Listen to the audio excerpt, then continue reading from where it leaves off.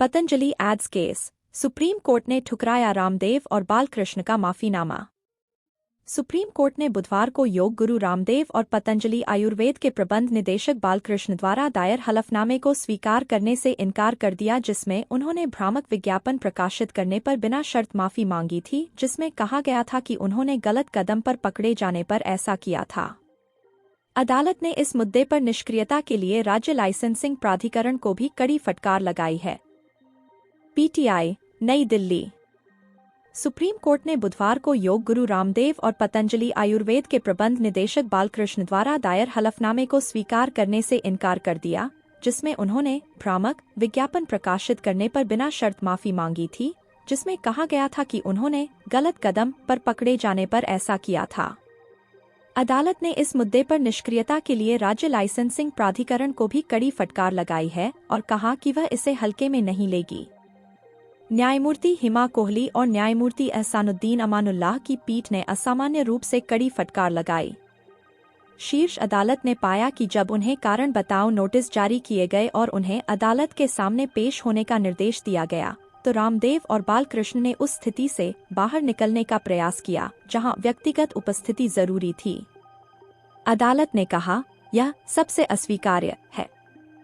पीठ ने अदालत कक्ष में आदेश सुनाते हुए कहा, मामले के पूरे इतिहास और अवमाननाकर्ताओं के पिछले आचरण को ध्यान में रखते हुए हमने उनके द्वारा दायर नवीनतम हलफनामे को स्वीकार करने के बारे में अपनी आपत्ति व्यक्त की है।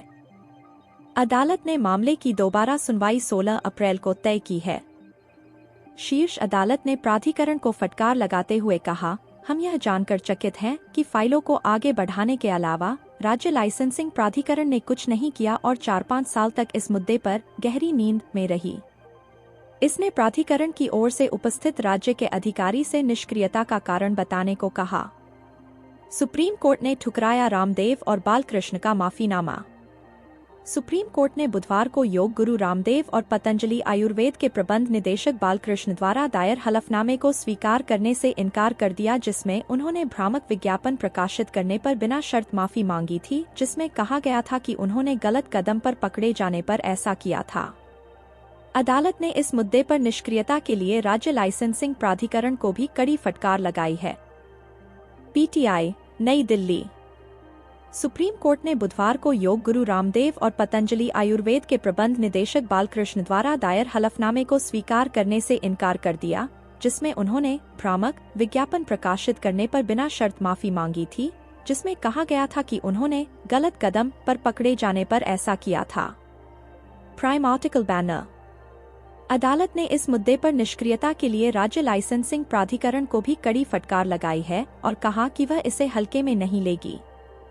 न्यायमूर्ति हिमा कोहली और न्यायमूर्ति एहसानुद्दीन अमानुल्लाह की पीठ ने असामान्य रूप से कड़ी फटकार लगाई।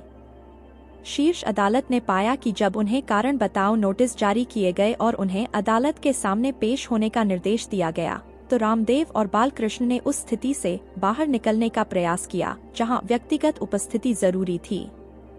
अदालत ने कहा, यह सबसे अस्वीकार्य है। पीठ ने अदालत कक्ष में आदेश सुनाते हुए कहा, मामले के पूरे इतिहास और अवमाननाकर्ताओं के पिछले आचरण को ध्यान में रखते हुए हमने उनके द्वारा दायर नवीनतम हलफनामे को स्वीकार करने के बारे में अपनी आपत्ति व्यक्त की है। अदालत ने मामले की दोबारा सुनवाई 16 अप्रैल को तय की है। शीर्ष अदालत ने प्राधिकरण को फटकार लगाते हुए कहा, हम यह जानकर चकित हैं कि फाइलों को आगे बढ़ाने के अलावा राज्य लाइसेंसिंग प्राधिकरण ने कुछ नहीं किया और 4-5 साल तक इस मुद्दे पर गहरी नींद में रही। इसने प्राधिकरण की ओर से उपस्थित राज्य के अधिकारी से निष्क्रियता का कारण बताने को कहा।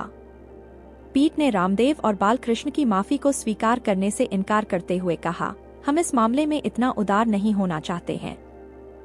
इसमें कहा गया जो माफीनामे रिकॉर्ड में हैं, वे कागज पर हैं।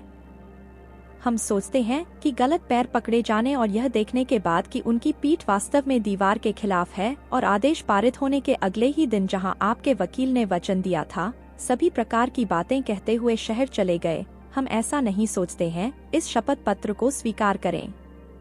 हम इसे स्वीकार करने या माफ करने से इनकार करते हैं।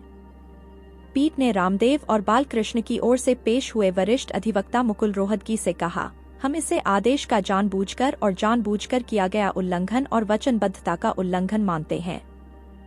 रामदेव और बालकृष्ण ने अपने उत्पादों की औषधीय प्रभावकारिता के बारे में बड़े बड़े दावे करने वाली कंपनी द्वारा जारी विज्ञापनों पर शीर्ष अदालत के समक्ष बिना शर्त और अयोग्य माफी मांगी है।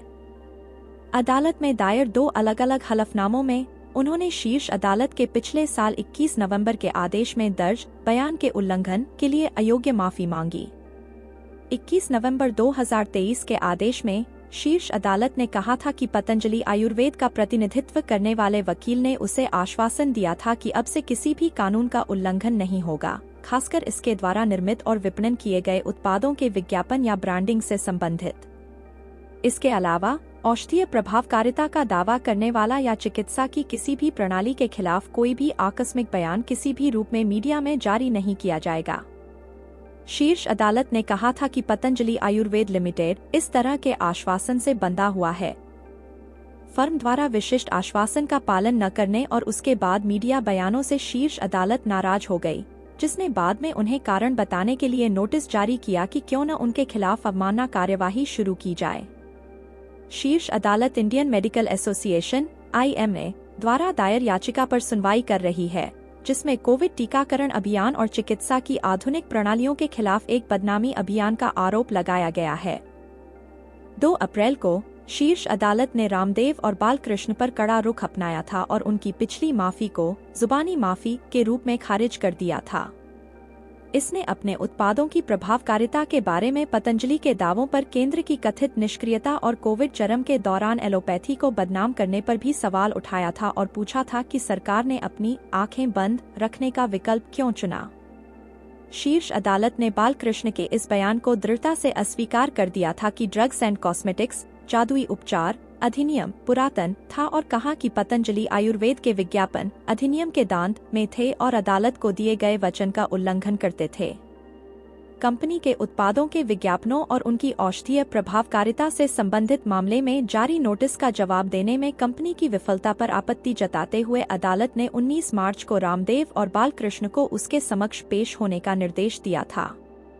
शीर्ष अदालत ने कहा था कि उसने रामदेव को कारण बताओ नोटिस जारी करना उचित समझा क्योंकि पतंजलि द्वारा जारी विज्ञापन, जो 21 नवंबर 2023 को अदालत को दिए गए वचन के अनुरूप थे, उनके द्वारा किए गए समर्थन को दर्शाते हैं।